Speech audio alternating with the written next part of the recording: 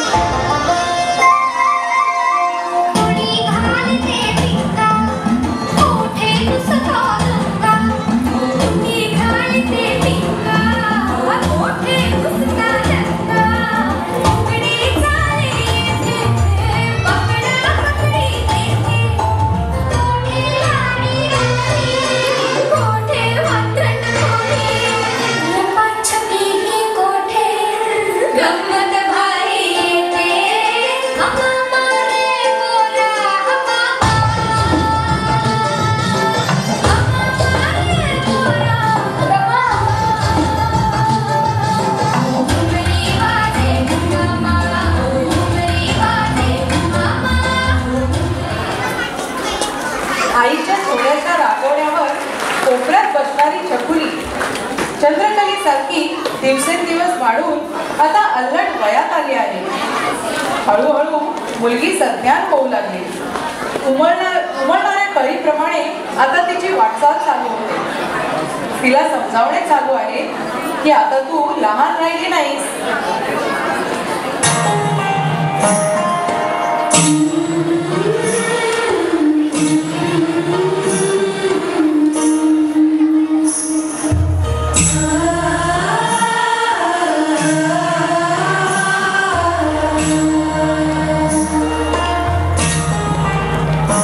जन्म माईचा खूप थाईचा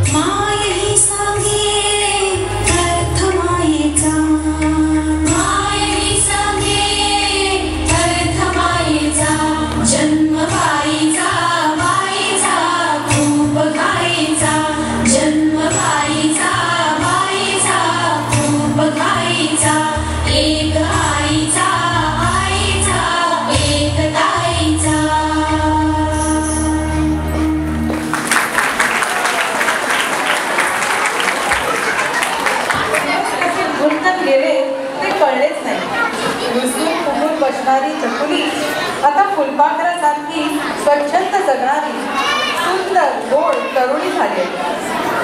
उच्च शिक्षणासाठी मोठ्या नामवंत कॉलेजमध्ये जाऊ लागली आहे. कॉलेज जीवन तसेच नवनवीन फॅशनना ती आता सरावली आहे. आयुष्यात या टप्प्यावर स्वच्छंदी, बेफिक्री, आव्हानाला सामोरं जाण्याची तयारी हे सर्व ती आत्मसात करते. समाजातील चांगल्या वाईट गोष्टींवर ती भाष्य करते, अर्थात बिनधास्त जगते.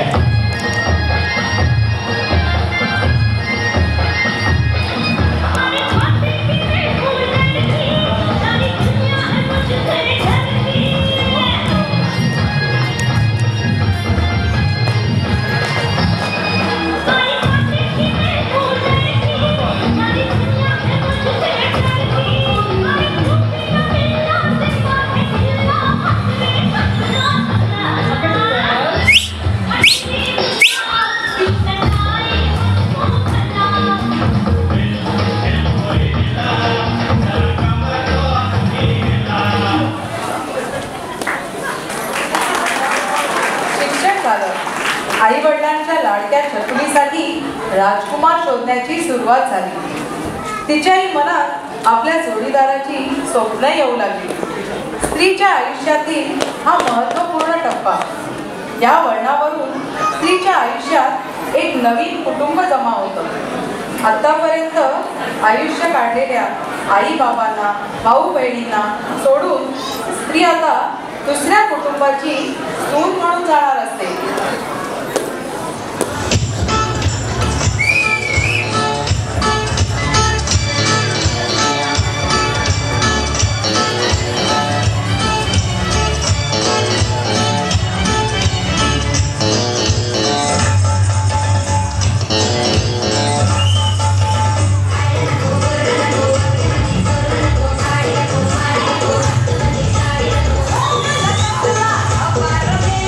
Oh my God.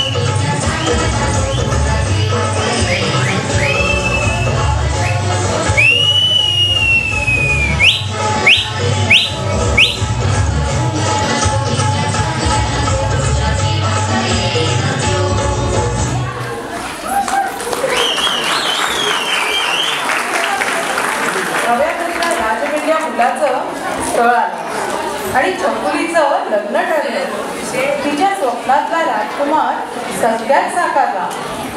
सोन्यासारखं सासर मिळालं. जीवाची घालमेल सुरू झाली. आता आयुष्याच्या या टप्प्यावर आयुष्यभर टिकवणारी नाती जोडायची असतात. आयुष्य विणण्याचे काम करायचं असतं आणि तेही एका अनोळखी कुटुंबासमवेत. लग्न ठरताच भावंडांमध्ये तर उत्साहाचं उदाहरणच येतं.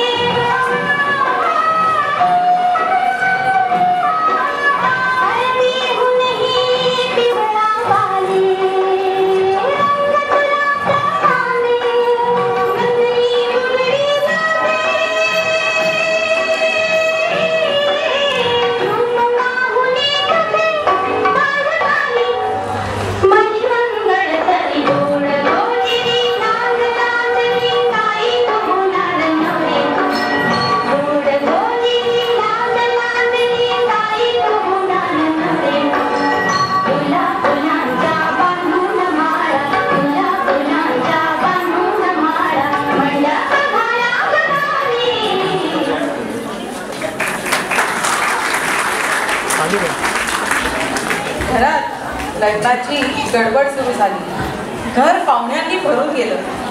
दारी तोरण आणि आपली मंडप सजले.